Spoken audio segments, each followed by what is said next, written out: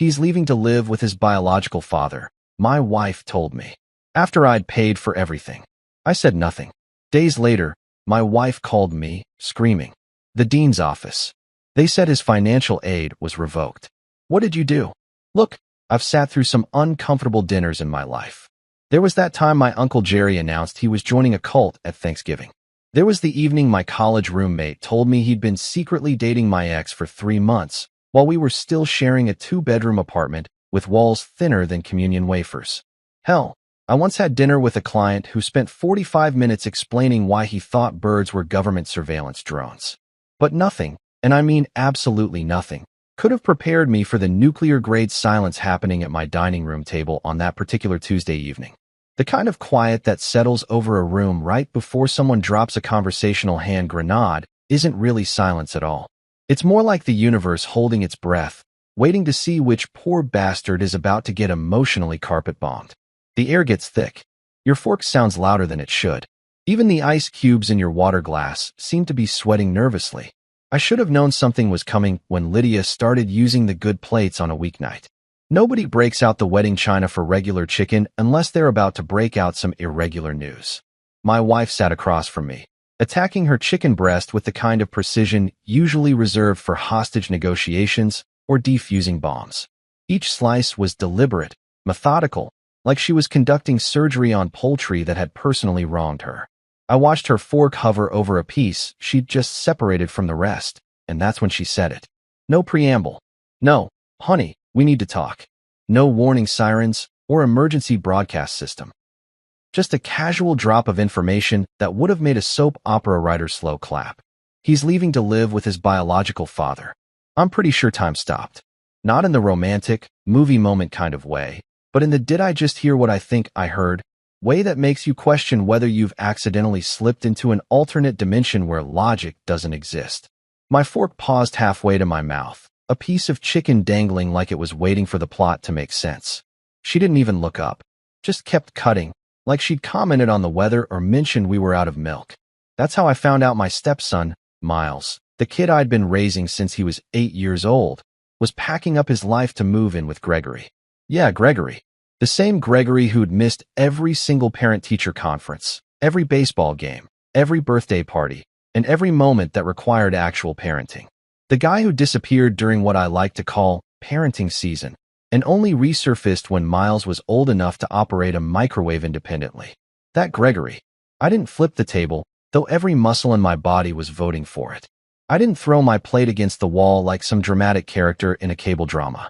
I just kept chewing my chicken, slowly, deliberately, while staring at the flaked sea salt she'd used on the vegetables. Again, I'd asked her probably 17 times to just use regular kosher salt like a normal human being. But no, we had to have the artisanal, hand-harvested, blessed by monks sea salt that costs more per ounce than actual gold.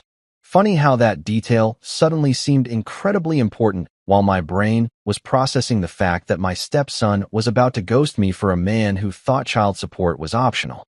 Internally, my brain was hosting what could only be described as a full-scale riot.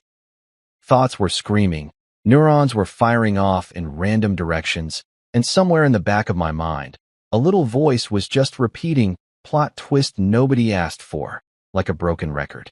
But externally, I was the picture of calm. I'd learned a long time ago that reacting immediately to Lydia's announcements was like stepping on a landmine, messy, painful, and ultimately pointless. She took a sip of her wine, the expensive Pinot Noir I'd bought last week, naturally, and continued like she was discussing vacation plans. It'll be good for his senior year, she said, her voice dripping with the kind of forced optimism people use when they're trying to convince themselves more than you. They're bonding. Bonding. There it was. My new least favorite word in the English language, dethroning moist and panties in record time. Bonding. Like Gregory had suddenly transformed from an absentee father into some kind of paternal superhero, ready to swoop in and save senior year with his newfound dad skills. Never mind that I was the one who'd sat through 3 years of algebra homework that made me question my own education. Never mind that I was the one who'd driven him to SAT prep at 6 in the morning on Saturdays while Gregory was probably sleeping off whatever midlife crisis he was currently experiencing. They're bonding, she repeated, as if saying it twice would make it make sense. Yeah, bonding. My favorite new euphemism for replacing the guy who paid for braces, car insurance, college applications, and that ridiculously expensive class ring he just had to have. I wanted to ask her if bonding also covered the 4 years of driving him to soccer practice, or the time I stayed up until 2 in the morning helping him finish that Civil War diorama he'd forgotten about until the night before it was due. Did bonding retroactively cover the wisdom teeth removal, the prom tuxedo, or the $1,600 I'd spent on his summer leadership camp? But I didn't ask any of that. I just nodded like one of those bobblehead dolls and took another bite of my overpriced, perfectly seasoned chicken. Then came the real kicker, the piece de resistance, the cherry on top of this disaster sundae. Lydia set down her fork, folded her hands like she was about to lead a prayer, and asked, with the kind of casual tone you'd use to ask someone to pass the butter, "You'll keep paying for continuity, though, right?" Continuity. She actually said continuity. Like I was a subscription service. Like I was Netflix, but for parenting. The Owen Carson Premium Package, featuring unlimited financial support, emotional availability, and the willingness to be treated like an ATM with a heartbeat. Sure, Lydia. Let me just renew my Sucker Premium subscription for another year. Would you like that billed monthly or annually? Do I get a discount for being a complete idiot? I looked at her across the table, this woman I'd been married to for 9 years, and something inside me just clicked. Not broke, clicked. Like a lock finally opening or a puzzle piece sliding into place. She wanted space for Miles and Gregory to bond. Perfect. I'd give her space. Not just room space. Not just house space. I'd give her the whole damn galaxy. All the space in the universe wouldn't be enough for the distance I was about to create. So I nodded. I smiled. I finished my meal like a civilized human being. And then I made a decision that would change everything, though nobody at that table knew it yet. Sometimes the quietest moments contain the loudest turning points, and as I swallowed my last bite of the chicken of doom, I was already planning my exit from a life that had clearly written me out of the script. Game on. You know what's funny about life-changing decisions?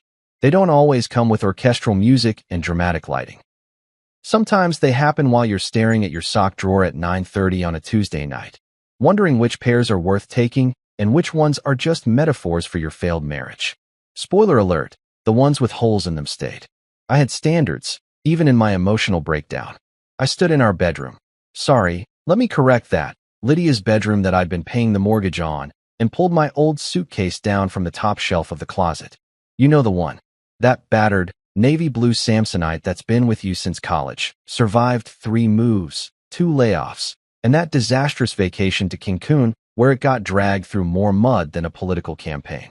It smelled like old leather and better decisions, back when my biggest problem was whether to minor in business or psychology. I should have chosen psychology. At least then I might have seen this train wreck coming.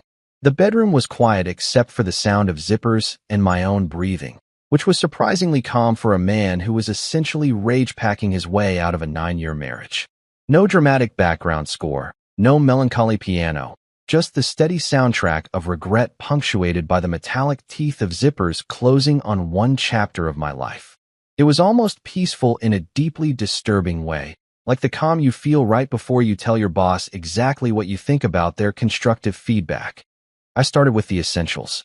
3 shirts, 1 blue button-down for looking professional, 1 black t-shirt for looking like I had my life together, and 1 gray Henley, because apparently I own more than 1 shade of sadness.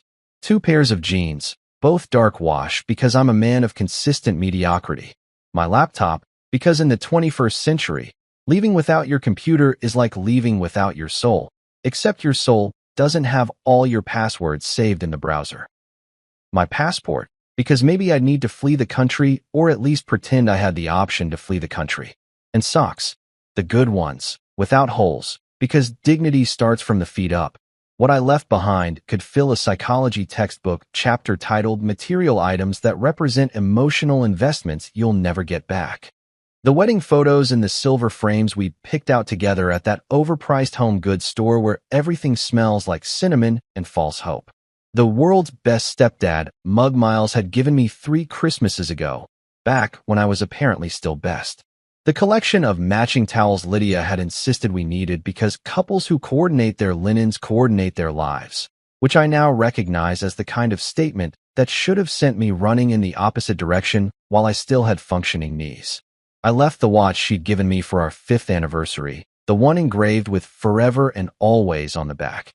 Turns out forever has a statute of limitations and always comes with terms and conditions. I left the shared Amazon account where I'd been Prime for the whole family, the joint Costco membership that made me feel like a real adult every time I bought toilet paper in bulk, and approximately 7 years worth of, we should really use these someday, items that never got used. Every single emotional investment I'd made since 2006 stayed in that house, packed away in drawers and closets like evidence at a crime scene.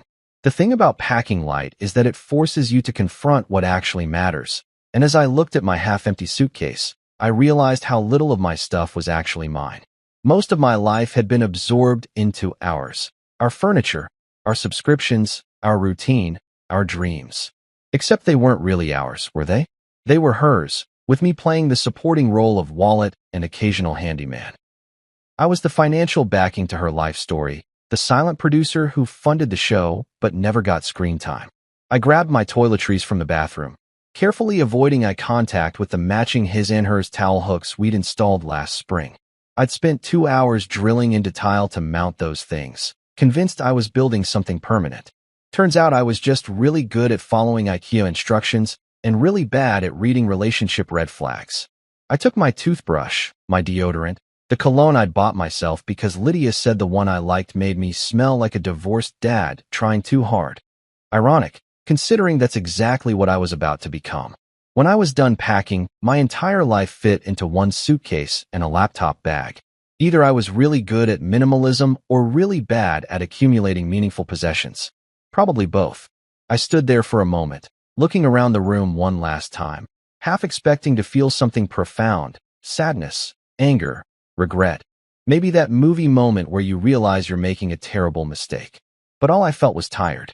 Bone deep, soul-crushing, I've been running on empty for years tired.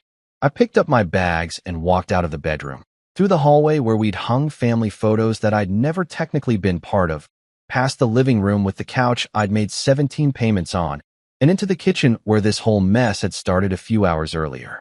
The dinner dishes were still in the sink. Lydia's thing was cooking. Mine was apparently cleaning up after everyone, emotionally and literally. I pulled my house key off my keyring, that satisfying little click as it separated from the others, and placed it on the counter next to an overripe peach that had been sitting in the fruit bowl for probably a week. Perfect symbolism. Overripe, past its prime, starting to rot from the inside, but still sitting there like everything was fine. That peach was my marriage in produce form. That's when Lydia finally looked up from her phone. She'd been in the living room, probably texting her sister Mara about how emotional I'd been at dinner, completely oblivious to the fact that I was staging my own personal exodus 15 feet away. Her eyes went from my face to the suitcase to the key on the counter, and I watched the realization hit her like she'd just solved a puzzle she didn't know she was supposed to be working on. Where are you going? For words. Simple question, loaded with about 9 years of assumptions that I just keep being there, keep paying, keep playing the role of the guy who doesn't make waves. Part of me wanted to unleash every thought I'd been swallowing since that chicken dinner from hell. Part of me wanted to deliver a monologue that would make Aaron Sorkin proud, complete with devastating one-liners and perfectly timed callbacks to every time I'd been taken for granted. To get my dignity back was locked and loaded in my brain, ready to fire. But instead, I smiled. Not a happy smile. More like the smile people wear when they're about to testify in court and they've already decided to tell the whole truth and nothing but the truth. Consequences be damned. It was the smile of a man who'd finally figured out that explaining yourself to someone who's never really listened is just another form of self-punishment. Out, I said simply. And then I walked. One foot in front of the other, suitcase in hand, laptop bag over my shoulder, heading toward the front door like I was catching a flight to anywhere but here. I didn't slam the door. That would have been dramatic. And I was going for quietly dissolving into the night like a ghost who finally figured out he'd been haunting the wrong house. When that door clicked shut behind me, I waited for it. The wave of sadness, the crushing weight of throwing away 9 years, the panic about where I was going to sleep tonight or what I was going to do tomorrow. But it didn't come. Instead, What fell off my shoulders wasn't sadness at all. It was relief. Pure, unadulterated, crystal clear relief. The kind of relief you feel when you finally cancel that gym membership you never used, but kept paying for, because canceling felt like admitting defeat. The kind of relief that comes from finally putting down something heavy you didn't realize you'd been carrying until your arms started working again. I stood on the front porch of the house I'd been making payments on for almost a decade, breathed in the cool night air, and smiled. This time it was real. Finding a place to disappear to in the age of Google Maps and cell phone towers is harder than you'd think. Everyone and their mother can track you down these days. Your phone pings your location every 3 seconds like some kind of digital ankle monitor. Your credit card leaves a paper trail that would make Hansel and Gretel jealous. Even your car has GPS built in, probably reporting your coordinates to some satellite that's judging your life choices from space. So when I say I found a cabin so deep in the woods that even Google Maps gave up, I mean it literally threw up its hands and said, "You're on your own, buddy." The place belonged to my college roommate's uncle's cousin or something. One of those family connections that only exists in theory until you desperately need a place to hide from your imploding life. It was 3 hours north of civilization, down a dirt road that wasn't so much a road as a suggestion that cars might occasionally pass through, and surrounded by trees that looked like they'd been standing there since before the invention of bad marriages. Perfect. If I was going to have a breakdown, I was going to have it where the only witnesses were squirrels and possibly a bear who'd be more sympathetic than my soon-to-be ex-wife. The cabin itself looked like something out of a horror movie, except instead of being terrified, I was relieved. Wood paneling that had seen better decades, a porch that creaked like my knees after a long day, and furniture that could generously be described as rustic if you were being kind, or potential tetanus risk if you were being honest. But it had 4 walls, a roof that mostly kept the rain out, and most importantly, Wi-Fi. Because what's the point of disappearing into the wilderness if you can't systematically dismantle your old life using the internet? I dropped my suitcase by the door, which let out a cloud of dust that suggested the last person here had been sometime during the Clinton administration. The first order of business was coffee, because no man should make life-altering financial decisions without caffeine coursing through his veins.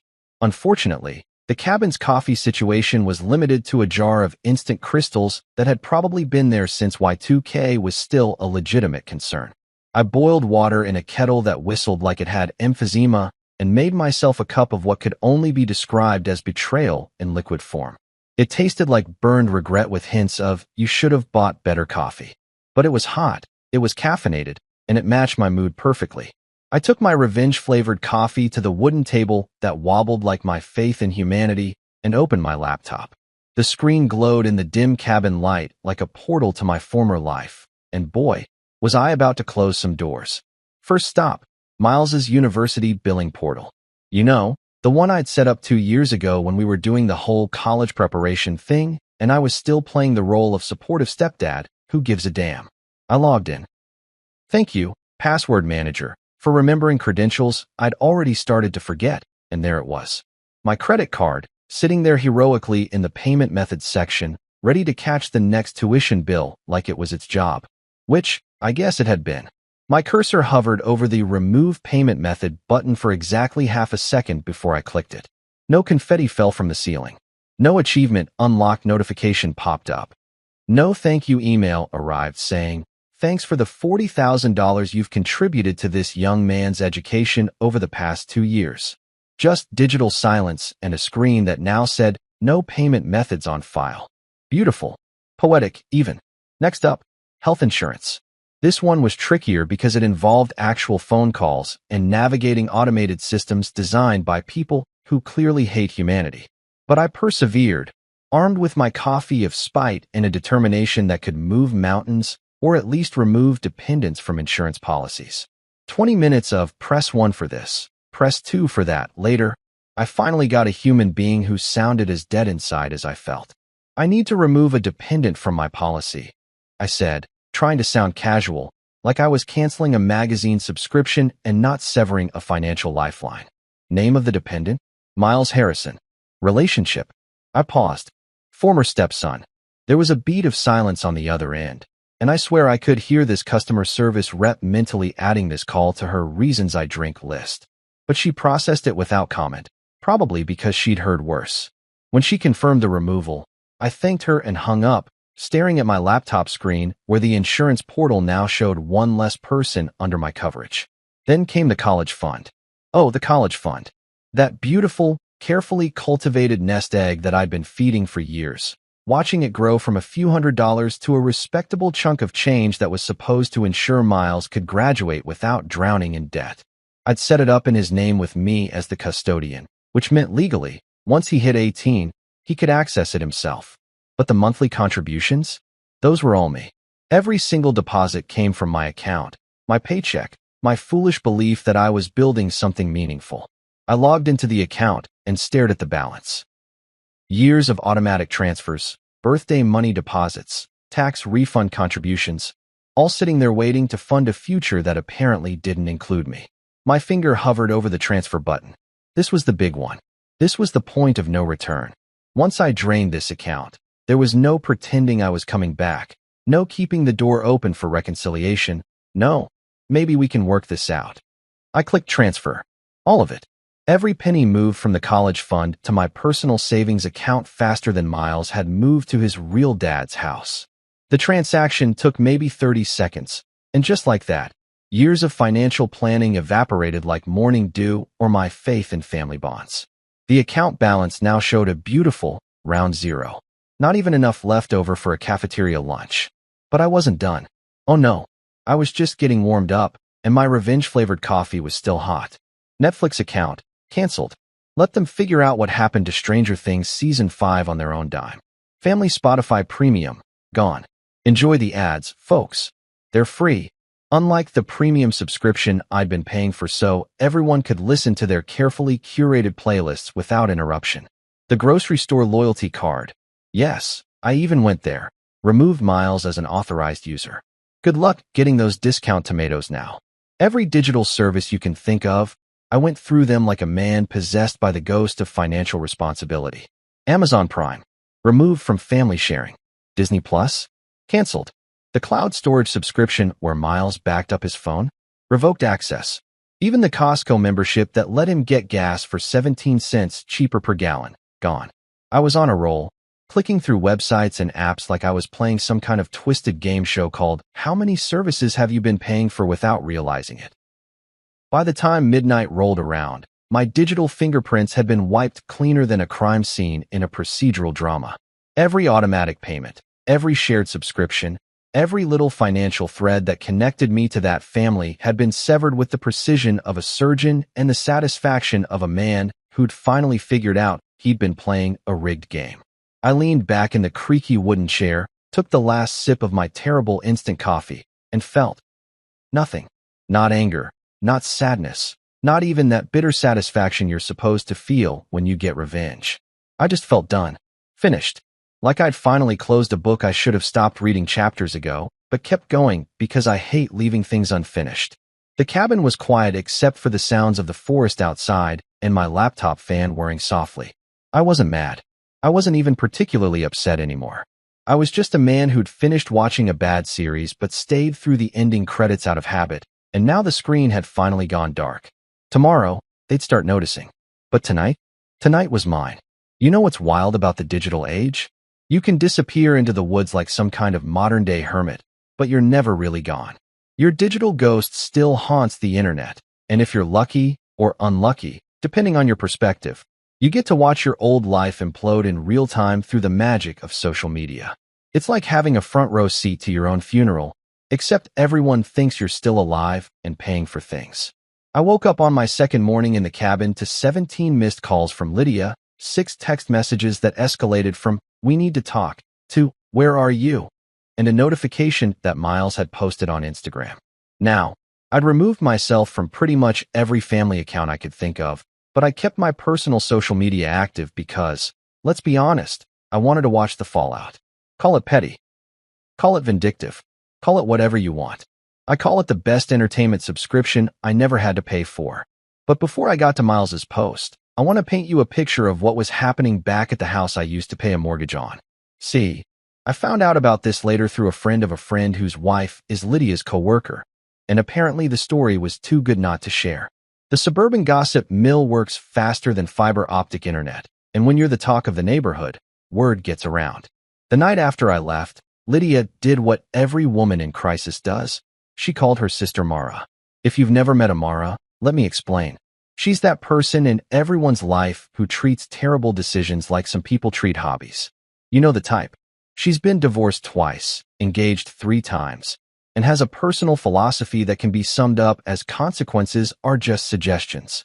She shows up to family events with a new boyfriend every 6 months and advice nobody asked for. And she's got opinions about everyone's life except her own disaster zone. So Mara shows up at the house, my house, the one I'd been making payments on since Obama's first term, with a bottle of wine from Trader Joe's that probably cost $8. Not even the good stuff. Just boxed wine masquerading as a bottle, the kind that comes with a screw top and broken dreams. They settled into the living room, the one with the sectional I'd bought on a Memorial Day sale, and proceeded to have the kind of conversation that makes you grateful you left. He just walked out, Lydia apparently said, her voice doing that thing where it goes up at the end like she was asking a question instead of stating a fact. Packed a bag and left like some kind of wounded puppy. Wounded puppy. That's rich coming from someone who'd just casually mentioned at dinner that my stepson was moving out like she was commenting on the weather forecast. But sure, I'm the wounded puppy for having self-respect and a functioning spine. Mara, because she's Mara, poured them both generous glasses of $8 wine and settled in like she was about to deliver the wisdom of the ages. He'll keep paying, she said with the confidence of someone who's never been financially responsible for anything in her life except her own credit card debt. He always does. Men like that, they get emotional, they make their little dramatic exits, but they always come back. Or at least they keep paying. Same difference. And they laughed. I wish I could say I was making this up for dramatic effect, but according to my source, they actually laughed. 2 women who'd somehow convinced themselves they'd cracked the code to free finance, sitting in my living room, drinking cheap wine, and planning a future where I'd just keep funding their lives like some kind of spineless ATM that occasionally made dinner and fixed the garbage disposal. Give him a week, Mara continued, because apparently she was on a roll. He'll be back, apologizing, asking what he can do to make it right. They always do. Men like Owen, they're fixers. They can't stand leaving things broken. The irony of her calling me a fixer while actively encouraging Lydia to break me further wasn't lost on anyone who heard this story later. But in that moment, in that living room, they were 2 geniuses who'd figured out the system. They probably toasted to it, clinking their wine glasses together like they'd just solved world hunger instead of plotting how to continue exploiting someone's generosity. Meanwhile, while his mother and aunt were running their little think tank on my finances, Miles was busy on social media, doing what every 18-year-old does when they think they've made a brilliant life choice, broadcasting it to the internet. I'd been scrolling through my phone, partly to avoid thinking about my instant coffee situation and partly because cabin life gets boring when you don't have Netflix, when I saw it. The post. The picture that launched 1,000 thoughts, none of them charitable. There was Miles, my stepson, the kid I'd driven to soccer practice for 6 years, standing on a porch that looked like it hadn't been painted since the Reagan administration. And next to him, wearing a grin that could only be described as dad who showed up late to the party but still wants credit, was Gregory. Gregory the ghost. Gregory the disappeared. Gregory the, I'll be right back, just going to get cigarettes, except it lasted 10 years, and he never actually went to buy cigarettes. Miles was holding up a brass key. One of those old school, definitely hasn't been copied at Home Depot keys that looked more decorative than functional. Both of them were smiling like they'd just won the lottery, and the caption? Oh, the caption was chef's kiss levels of ironic. New chapter with my real pops. Key 100 points. Real pops. Real pops. I had to read it 3 times to make sure I wasn't having a stroke or that my terrible instant coffee hadn't poisoned my ability to comprehend basic English. This was the same kid who'd called me at 2 in the morning last year because he'd gotten a flat tire and didn't know how to change it, and I'd driven 40 minutes to help him in the rain. The same kid whose college essays I'd proofread 17 times. The same kid whose wisdom teeth removal I'd sat through, listening to him ramble about penguins while high on anesthesia. But sure, Gregory was the real pops. Gregory, who probably thought FAFSA was a new kind of pasta dish. Gregory, who'd missed every milestone, every emergency, every moment that actually required showing up. Gregory, who'd materialized now that the hard part of raising a kid was over and it was time for the fun stuff, like taking credit and posting photos on social media. I stared at that photo for a solid minute, zooming in on Gregory's face like I was examining evidence in a crime scene. He looked older than I remembered, which made sense because the last time I'd seen him was at some custody hearing 9 years ago where he'd shown up 20 minutes late and left early. His hairline had retreated faster than my patience, and he had that look of a guy who thinks he's cooler than he is. Cargo shorts, a band t-shirt for a group that broke up in 2003, and sunglasses hanging from his collar like he was perpetually ready for an outdoor concert that would never happen. The comments on the post were exactly what you'd expect from teenage followers who don't know the full story. Fire emojis. That's awesome, bro. Big moves. Love this for you. Nobody asked where real pops had been for the past decade. Nobody questioned why this new chapter was starting senior year instead of, oh, I don't know, any of the previous 17 years.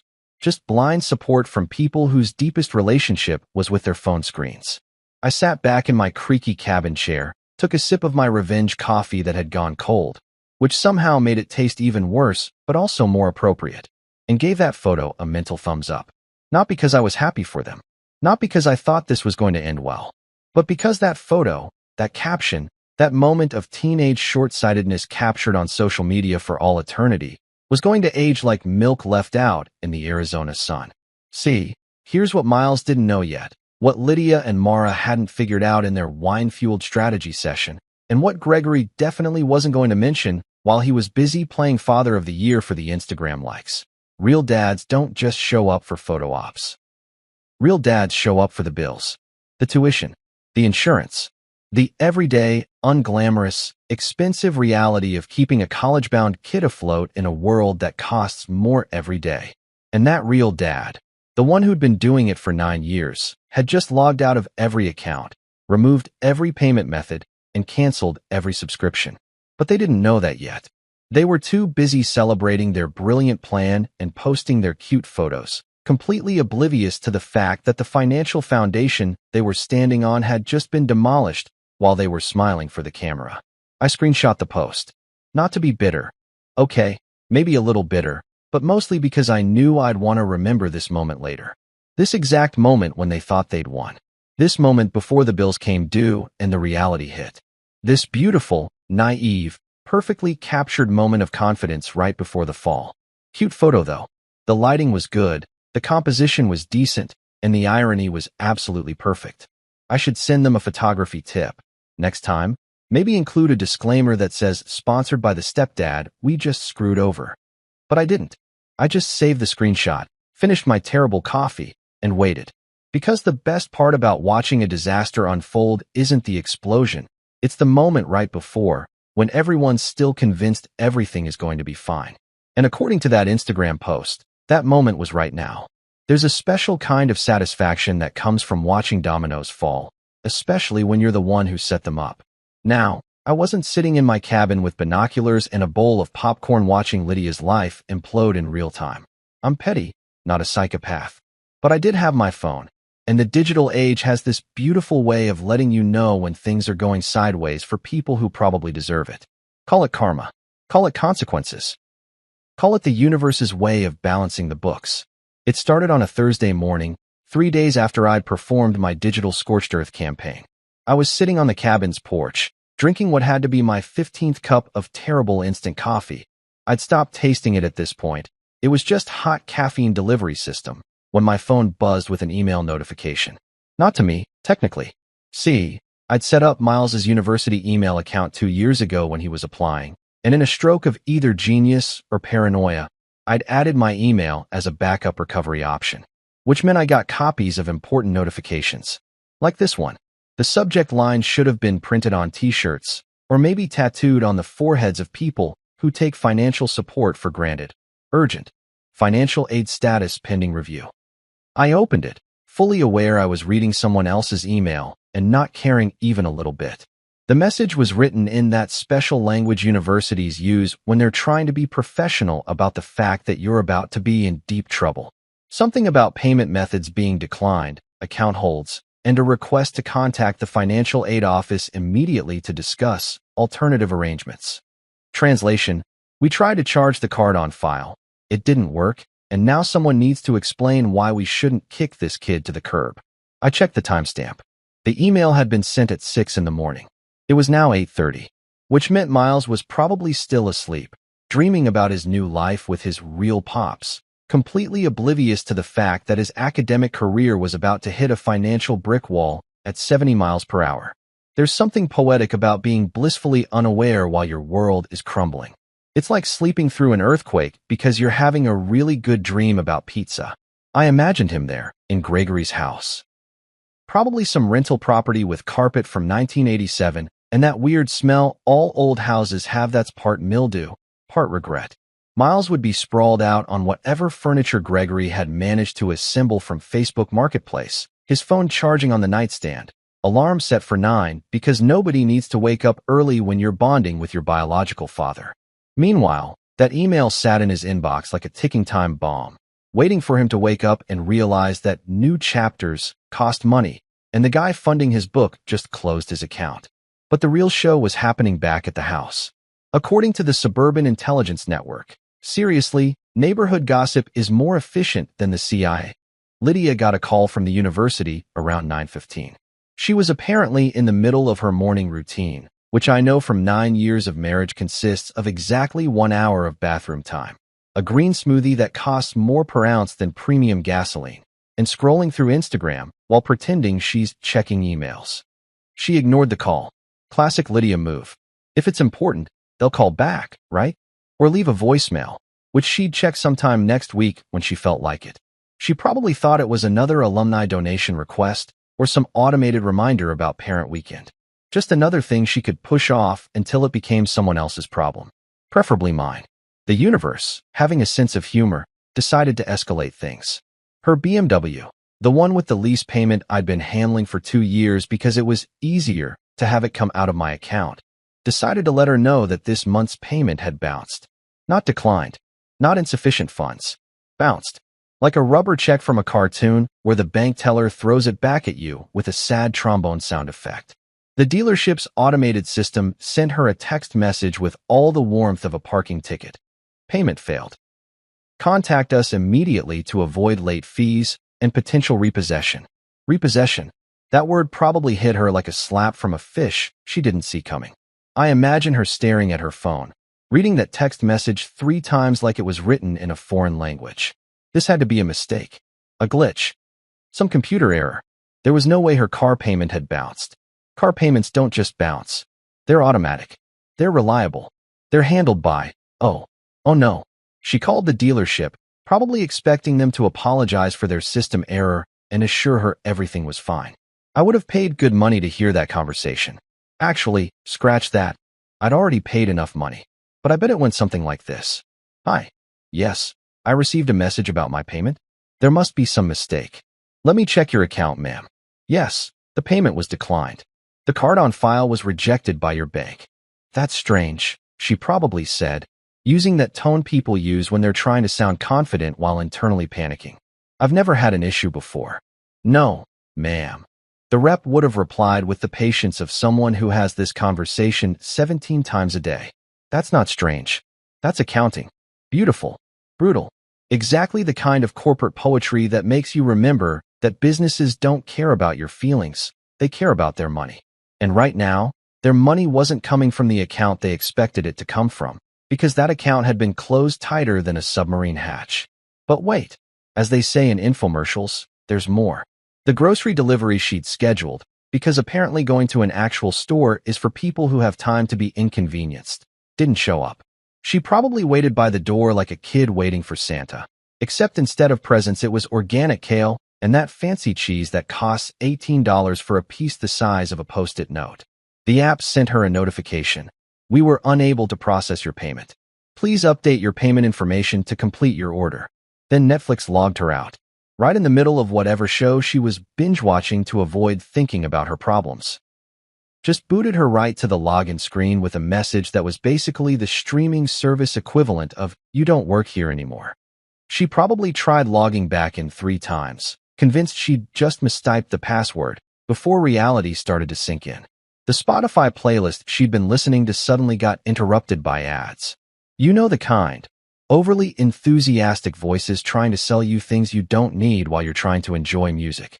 For someone who'd had premium for years, ads must have felt like a personal attack from the universe. Which, to be fair, they kind of were.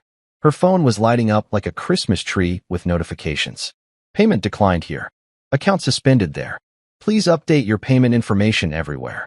It was like watching someone. Welcome to the subscription canceled era of your life, where every automatic payment you've been taking for granted suddenly stops being automatic, and reality comes with a price tag you can't ignore. This is what happens when you treat people like a service you can just assume will always be there. This is what happens when you confuse bonding with replacing the guy who actually pays for things. The best part? This was just day 3. The late fees hadn't even started yet. The real penalties, the compound interest of bad decisions, that was all still coming. This was just the opening act, the gentle introduction to consequences. The universe was just clearing its throat, getting ready for the main performance. I set my phone down, looked out at the trees surrounding my cabin, and smiled. Not a mean smile. Not even a particularly satisfied smile. Just the smile of a man who'd finally stopped playing a game where the rules were rigged against him from the start. Somewhere, probably about 3 hours south of my peaceful cabin, Lydia was frantically calling banks, checking account balances, and trying to figure out how her perfectly planned life had suddenly turned into a financial obstacle course. And Miles was probably staring at his phone, watching his college dreams encounter the harsh reality of unpaid bills. But that wasn't my problem anymore. I had instant coffee to drink and absolutely nothing to fix. And honestly, it was the best morning I'd had in years. You ever notice how people who never call you suddenly have your number memorized when they need something? I could go weeks without hearing from Lydia when things were good. Well, good being a relative term that means when I was silently funding everything and keeping my mouth shut. But the second her carefully constructed financial house of cards started collapsing, my phone lit up like a switchboard on New Year's Eve. By midweek, I'd received 43 calls, 67 text messages, and what I can only assume was every emotion from the entire spectrum of human panic. The voicemails alone could have been compiled into a one-woman show called The 5 Stages of Realizing You Screwed Up. Denial came first, obviously. Messages like, there must be some kind of mistake with the bank, and I'm sure this is just a technical issue. Then came anger. Oh boy, did anger show up with a vengeance. Wednesday afternoon, my phone rang for probably the 20th time that day. I was outside the cabin, attempting to chop firewood like some kind of flannel-wearing lumberjack, except I was wearing a polo shirt and had the upper body strength of an accountant who occasionally does push-ups. But something about swinging an axe at inanimate objects felt therapeutic. Each swing was like a physical manifestation of boundaries I should have set years ago. I let the call go to voicemail. Then I sat down on a stump that was older than my marriage and listened to Lydia's voice crack through the speaker like she was auditioning for a reality show about people who make terrible decisions. What did you do, Owen? Not, where are you? Not, are you okay? Not even we need to talk. Just straight to accusations, like I was the villain in a story where she'd cast herself as the innocent victim. The irony was so thick you could serve it at Thanksgiving. Her voice escalated from there, climbing octaves I didn't know she could reach, detailing every single account that had mysteriously stopped working, every payment that had bounced, every service that had been canceled. The BMW dealership called me. Me. Like I'm some kind of deadbeat who doesn't pay her bills. Do you know how humiliating that is? I actually laughed out loud at that one, startling a squirrel that had been watching me butcher the art of firewood preparation.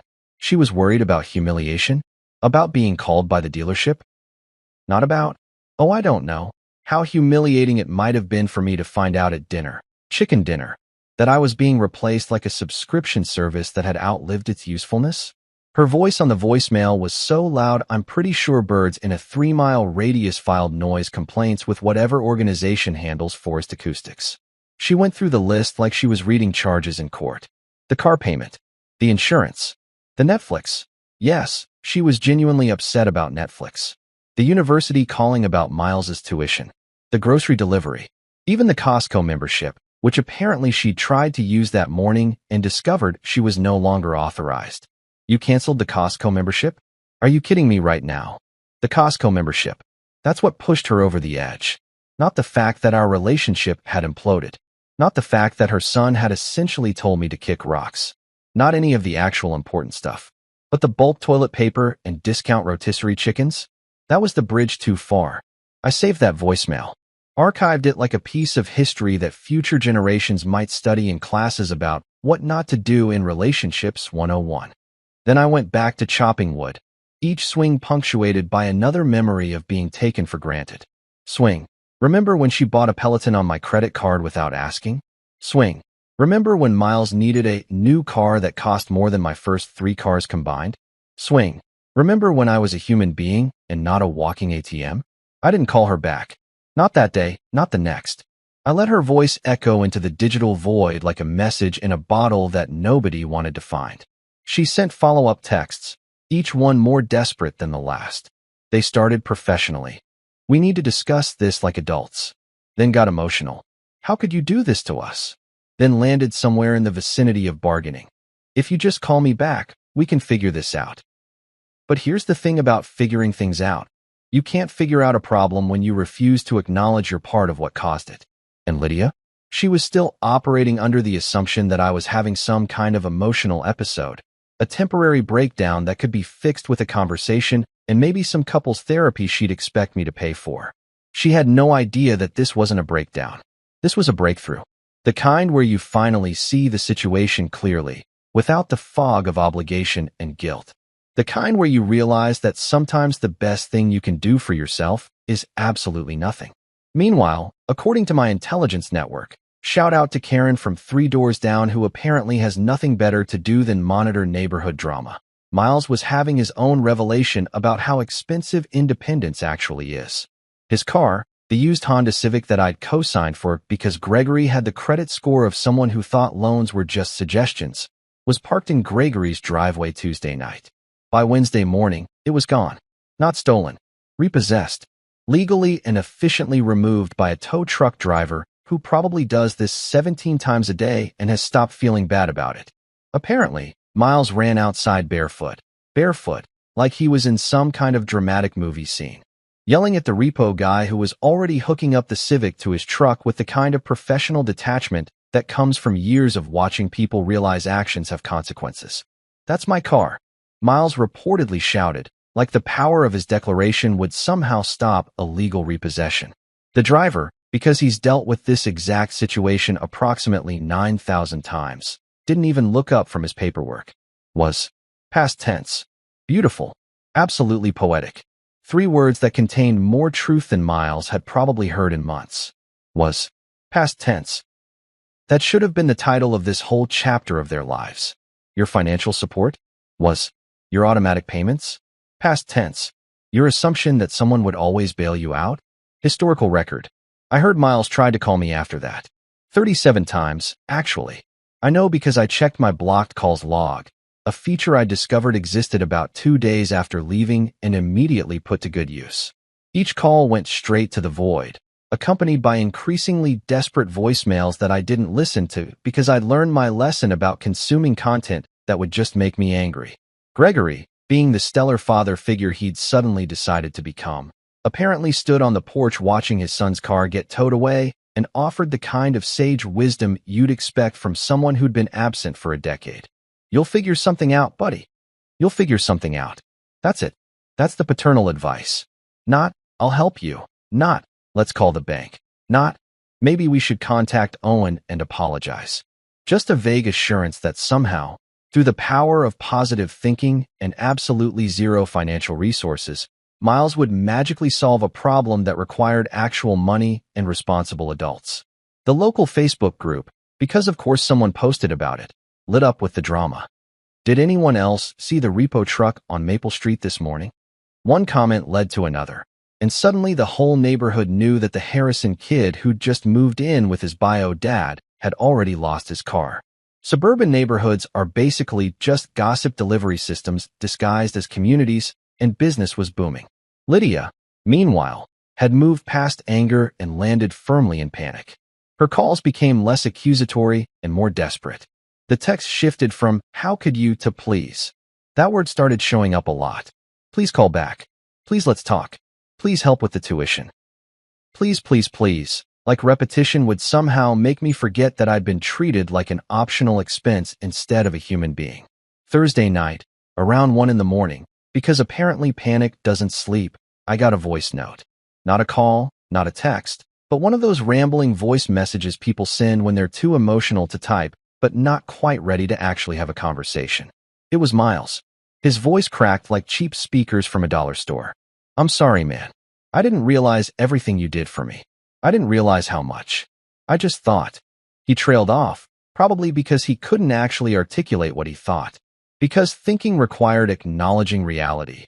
And reality was apparently something neither he nor his mother had been particularly interested in until it sent them a bill they couldn't ignore. I listened to about 30 seconds of it before I deleted the message. Not out of cruelty. Well, maybe a little out of justified anger, but mostly because sorry doesn't pay tuition. Sorry doesn't uncancel car payments.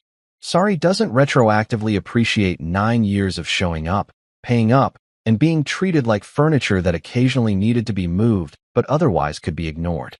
2 hours after Miles's voice note, Lydia sent another email. The subject line was just one word: "Please." The message itself was longer, a rambling essay about mistakes and miscommunication and not understanding the situation. She claimed she hadn't meant for things to go this way. She said Miles was just confused about his feelings and didn't really want to push me out. She promised we could all sit down and talk like a family, work things out, find a solution that worked for everyone. She sent 3 follow-up emails when I didn't respond to the first one. The last one was the shortest. Just 2 words: "Please, Owen." I was sitting by the ocean at that point. Yeah, I'd upgraded from cabin to coastal cottage because apparently cutting toxic people out of your life comes with disposable income. Drinking coffee that I'd actually purchased from a real coffee shop with beans that had been roasted this century. The morning sun was coming up over the water, painting the sky in colors that didn't exist in my old life, and my phone buzzed with that final plea. I read it, thought about it for exactly 5 seconds. Then I set my phone down on the small table next to my actually comfortable chair and went back to watching the sunrise. Because sometimes silence is the best punchline. Sometimes not responding is the most powerful response. And sometimes the kindest thing you can do for someone is let them figure out their own problems without rescuing them from the consequences of their choices. My phone buzzed again. Another notification. Another desperate attempt at contact. I didn't even look at it. Just kept sipping my coffee. Real coffee, the kind that doesn't taste like regret, and watch the waves roll in with the kind of peace that only comes from finally putting yourself first. Friday morning arrived with the kind of crisp autumn air that makes people write poetry about new beginnings and fresh starts. I was on day 7 of my liberation tour, currently posted up in a small coastal town in Maine where the locals minded their own business, and the coffee shops didn't ask you about your feelings when you ordered a black coffee. Just the way God intended. I'd found a little cottage rental that overlooked the ocean, and let me tell you, watching the sunrise over the Atlantic while not being financially drained by ungrateful family members hits different. I was sitting on the deck, bundled up in a flannel jacket I'd bought from a thrift store that smelled like mothballs and better decisions, when my phone rang. Unknown number. Normally, I'd let it go to voicemail. I'd become very selective about what communications I entertained, but something told me this one might be worth answering. Call it intuition. Call it curiosity. Call it the universe serving up entertainment on a silver platter. "Owen Carson."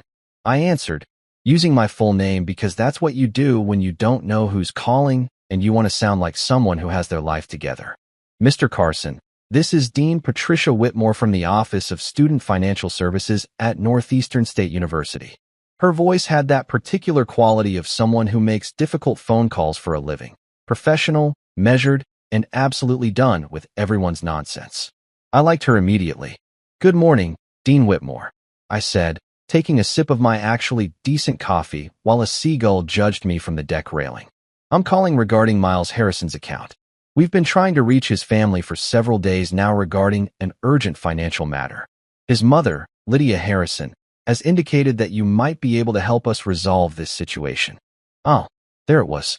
Lydia had given them my number, probably spinning some story about how I was just being difficult, and a quick call from an authority figure would bring me back in line.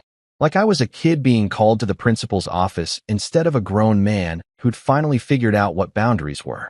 I see, I said noncommittally, because I wanted to hear how this was going to play out. We have Mrs. Harrison on the line as well, if you don't mind holding for just a moment while we conference her in. Sure, I said, settling deeper into my chair. This was going to be better than any streaming service I'd recently canceled.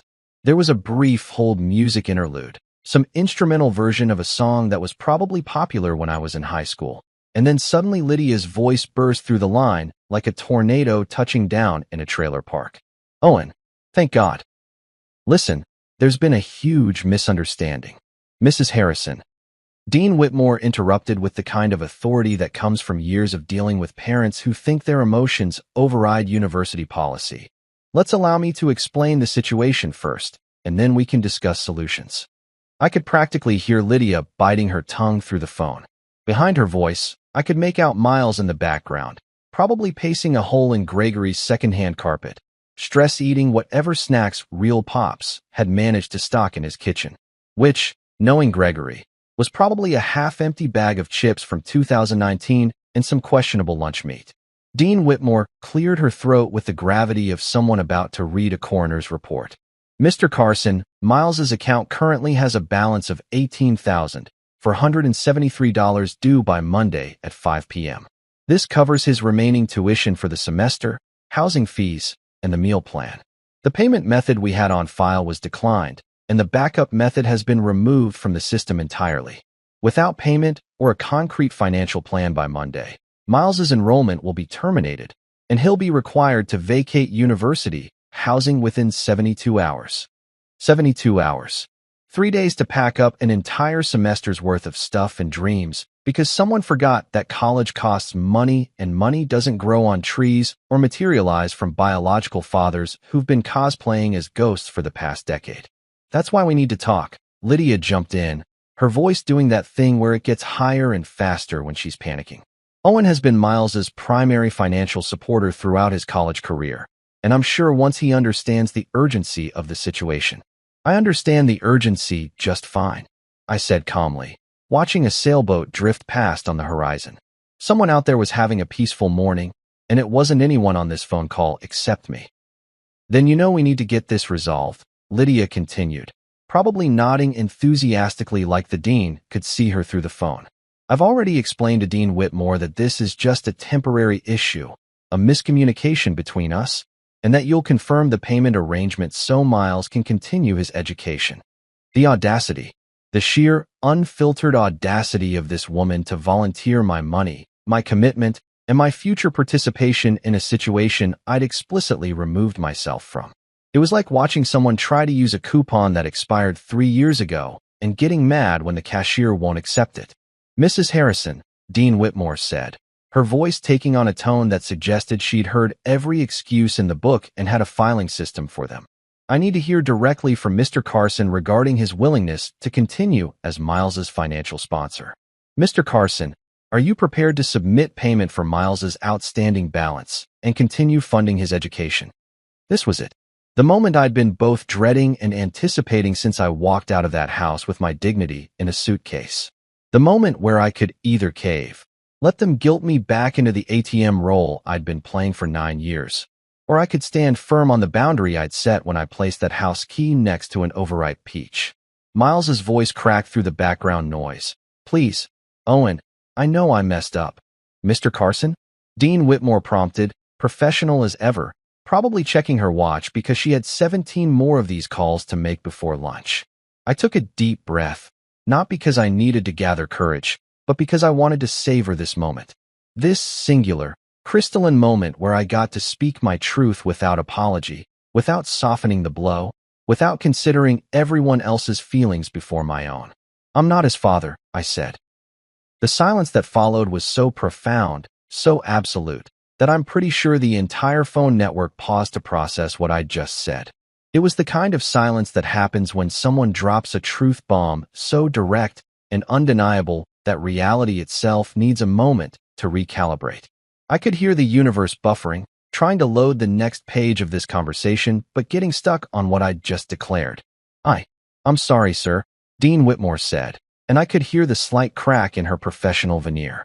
This probably wasn't in her script for how these calls usually went.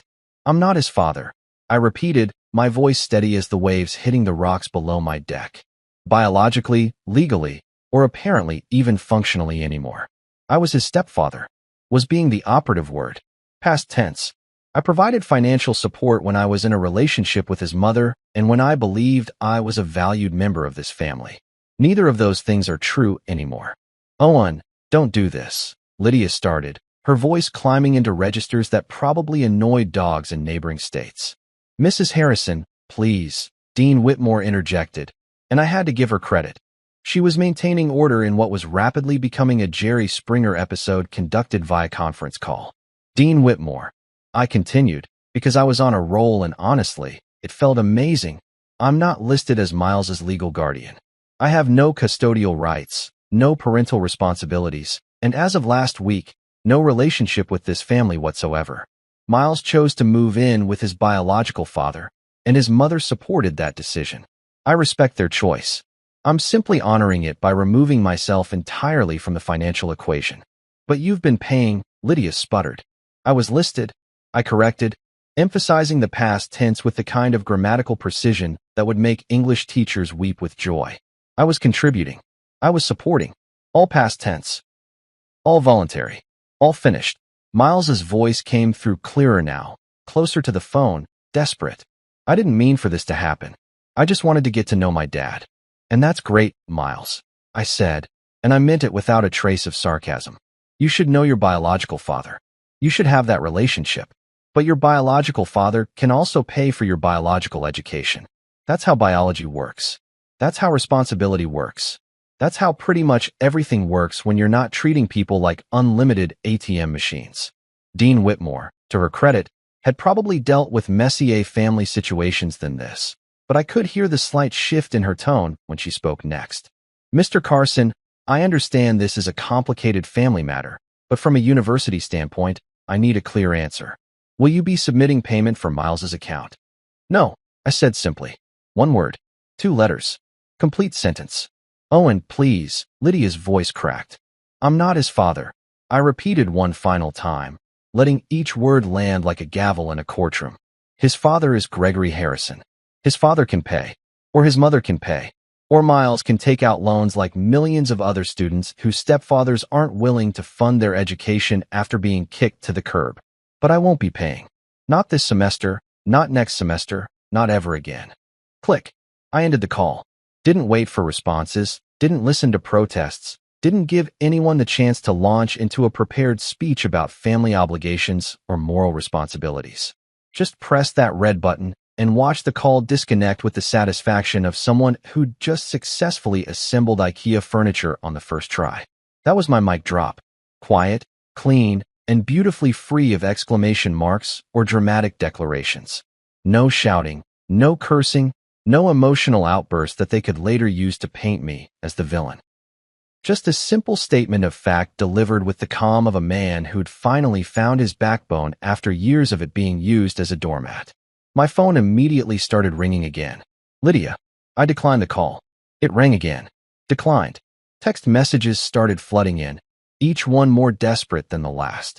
I turned on Do Not Disturb, finished my coffee, and watched that sailboat disappear over the horizon. Somewhere, in a university financial office, Dean Whitmore was probably updating Miles's file with notes about family drama and payment status. Somewhere in a house I used to pay the mortgage on, Lydia was having a complete meltdown. Somewhere in Gregory's rental property with the outdated carpet, Miles was realizing that bonding with bio dad doesn't pay tuition bills. But none of that was my problem anymore. I was just a guy drinking coffee by the ocean, finally learning what peace tastes like. You know what's wild about the internet? It doesn't care about your privacy, your feelings, or your carefully constructed narrative about how you're the victim in your own story. The internet is like that friend who sees through your nonsense and calls you out in front of everyone. Except it's not just one friend. It's millions of strangers with opinions and surprisingly good detective skills. I was 3 days post-legendary phone call, living my best coastal Maine life, when my buddy Marcus hit me up. Marcus and I go way back to college, back when our biggest problems were hangovers and figuring out how to make ramen taste like actual food. He's one of those guys who's perpetually online, knows every meme before it goes mainstream, and somehow always has the inside scoop on internet drama. My phone buzzed with his text. Bro, you've gone viral. Check Reddit. Now, I'm not gonna lie, my first thought was panic. Had someone posted about me? Had Lydia launched some kind of social media smear campaign? Was I about to become one of those cautionary tales people share with the caption, "Can you believe this guy?" Marcus sent me a link. I clicked it, my coffee getting cold in my hand, and there it was. Posted in the r/AmITheAsshole subreddit, except it wasn't from me. Someone had seen the whole drama unfold, probably one of those neighborhood gossips who treated other people's problems like their personal Netflix series, and had written up the entire story. The headline was Chef's Kiss Perfection. Teen dumps stepdad who paid for everything to live with bio dad who ghosted him. Guess who's broke now? The post had 63,000 upvotes. 63,000. I'd gone viral for finally having a spine, and honestly, I wasn't even mad about it. The post laid out the whole situation. The dinner announcement, Miles choosing Gregory, me quietly removing all financial support, the car repossession, the university calling. Someone had done their homework, probably piecing together details from multiple sources like they were investigating a true crime podcast. But the real entertainment was in the comments section. Oh man, the comments section was better than any validation therapy could have provided. Thousands of strangers, people who'd never met me, who didn't know me anything, were delivering justice faster than any court system ever could. Stepdad's a legend.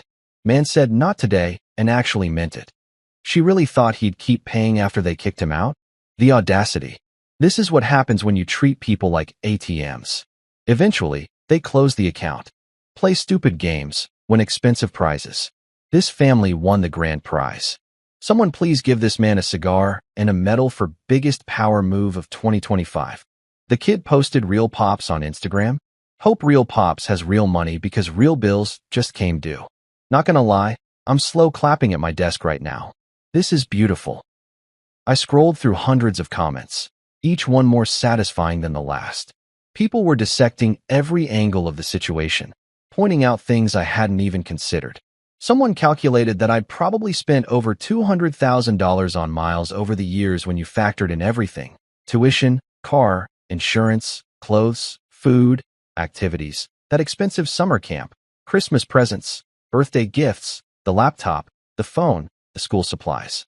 $200,000 for a kid who replaced me with an Instagram post and a brass key. The internet had spoken, and the verdict was unanimous. I was not the villain in this story. But Lydia? Oh, Lydia tried damage control.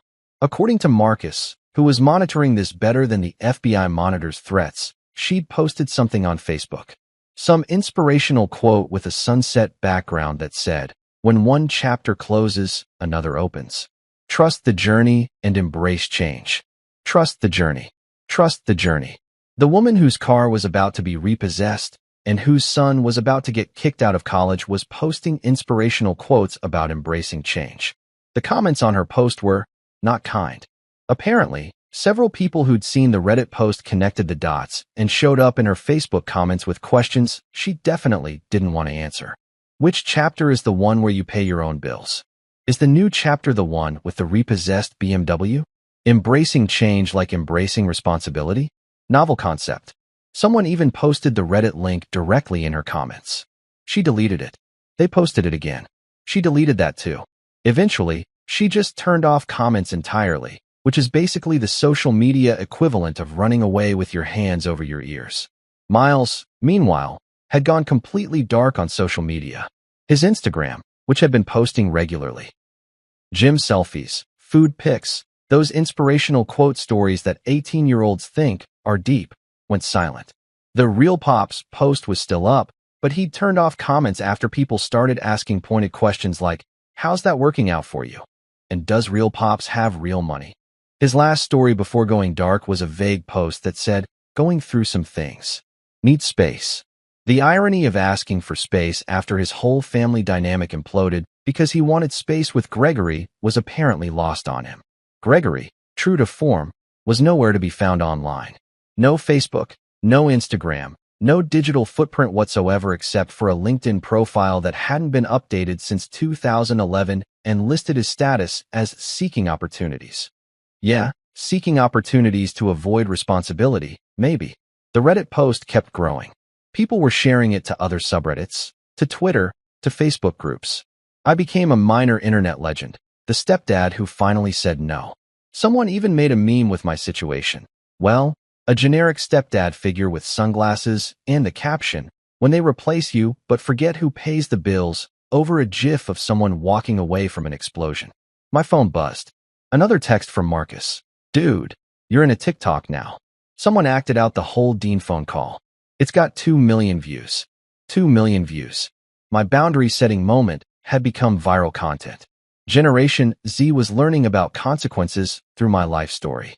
Teachers were probably using this as a cautionary tale in their classes about financial literacy and not burning bridges with people who support you. The schadenfreude was real, and I was here for all of it. Because at the end of the day, I didn't need revenge. The internet had provided it for free, with express shipping and public commentary. All I needed was my peace, my coffee that didn't taste like regret, and the satisfaction of knowing that sometimes, just sometimes, the universe has a sense of humor and a really good Wi-Fi connection. There's something about 1 in the morning that makes people think they're philosophers. Maybe it's the darkness, maybe it's the exhaustion, or maybe it's the crushing weight of consequences finally catching up with bad decisions. Whatever it is, that's when my phone lit up with a voice note from Miles. I was actually asleep. Shocking, I know, because apparently everyone assumed I was just sitting around waiting for their calls like some kind of customer service hotline. But no, I was deep in REM sleep, dreaming about something that definitely wasn't family drama, when my phone buzzed on the nightstand like an angry bee trapped in a jar.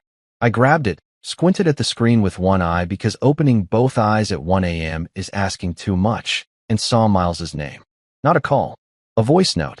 3 minutes and 47 seconds long. That's a red flag right there. Nothing good ever comes in a voice note that's almost 4 minutes long at 1 in the morning. That's either a confession, a breakdown, or both. I hit play, mostly because I was too tired to make good decisions. His voice came through my phone speaker, cracked and broken like those cheap speakers you buy at a gas station that sound fine for exactly 1 week before they start distorting everything. "Hey, Owen, man, I don't even know where to start." "Yeah, buddy, I don't know where you'd start either. Maybe with 'I'm sorry for treating you like an ATM for 9 years.' Or perhaps, 'I'm sorry for posting that real Pops photo like you never existed.' So many options, really. I've been thinking a lot these past few days," he continued, and I could hear him sniffling like he'd been crying or was about to start. "And I didn't realize everything you did for me. All the times you drove me places, helped with homework, paid for stuff. I took it all for granted." I listened to about 30 seconds more of him rambling through his epiphany. The kind of realization that hits you when the repo man takes your car and your college is about to kick you out. Funny how clarity works like that. You never appreciate the umbrella until you're standing in the rain. And Miles was currently in a Category 5 hurricane of his own making. But I didn't play the whole thing. I stopped it at the 1-minute mark, right when he started saying something about, "if we could just talk," because I already knew where that sentence was going. It was heading straight to, "Can you please pay for everything again, because turns out real Pops doesn't have real money. Sorry doesn't pay tuition. Sorry doesn't unrepossess cars. Sorry doesn't rewind time to the moment when you should have appreciated what you had instead of chasing what you thought you wanted. Sorry is just a word people say when consequences show up to collect, and the bill is way higher than they expected." I deleted the voice note. Not out of cruelty. Well, maybe a little, but mostly because I'd learned that sometimes the kindest thing you can do for someone is let them sit with their choices. Let them figure out that apologies without change behavior are just words you say to make yourself feel better. 2 hours later, because apparently nobody in this family understood the concept of sleep schedules, my email pinged. "Lydia." Subject line, "Please read this." The email itself was a masterpiece of bargaining and denial. "Owen, you've made your point. I understand you're upset. You're not a monster. I never said you were. But this has gone far enough. Miles is sorry. I'm sorry. Can we please just talk? We can figure this out together, like adults. Like adults." That phrase always cracks me up when it comes from people who've been acting like children who just discovered their parents aren't going to buy them everything they want anymore. Adults pay their own bills. Adults don't treat people like disposable income sources. Adults don't post Instagram photos declaring they're real parent while the fake one is still paying for their phone plan. I didn't respond. Not to that email or the 3 follow-ups she sent over the next hour, each one shorter and more desperate than the last. The final one didn't even have a subject line, just opened with 2 words, "Please, Owen. Please." The magic word your parents teach you as a kid, like it's some kind of spell that makes people give you what you want. Except I wasn't anyone's parent anymore. Miles had made that crystal clear, and please lost its power when you spent 9 years taking someone for granted. I was sitting outside my cottage, wrapped in a blanket because Maine mornings are cold enough to make you question your life choices. Except I was pretty solid on mine. The ocean stretched out in front of me, waves doing their thing like they've been doing for millions of years, completely indifferent to human drama. I had my coffee, still not great, but I was learning that peace doesn't require premium beans, and my phone buzzed again. Another notification. Another message. Another attempt to pull me back into the chaos I'd worked so hard to escape. I looked at my phone, then at the ocean, then back at my phone. The choice was pretty clear. I could engage, respond, get dragged back into the emotional quicksand of people who only valued me when I was useful. Or I could do nothing. Just sit here with my mediocre coffee, watch the sunrise, and let them figure out their own mess. I didn't flip my phone over to check the message. Didn't even glance at the preview. Just set it face down on the table and went back to my coffee. Because sometimes silence is the best punchline. Sometimes the most powerful thing you can say is nothing at all. Sometimes the greatest gift you can give yourself is permission to stop being everyone's solution and start being your own priority. The sun kept rising. The waves kept rolling. My coffee got cold, and I just sat there, finally understanding what peace actually feels like. The thing about people who've never had to solve their own problems is that they always think there's a secret reserve fund somewhere, some magic money tree they can shake when times get tough. Lydia had been married to me long enough to know I was meticulous about finances, but apparently not long enough to actually pay attention to the details. And boy, were the details about to matter. It was Monday morning, deadline day for Miles's tuition, coincidentally, when Lydia marched herself into First National Bank like a woman on a mission. According to my source, the same neighborhood intelligence network that had been better than CNN at covering this whole saga, she dressed up for it. Power blazer, heels, the whole. I'm a serious adult here to conduct serious business costume.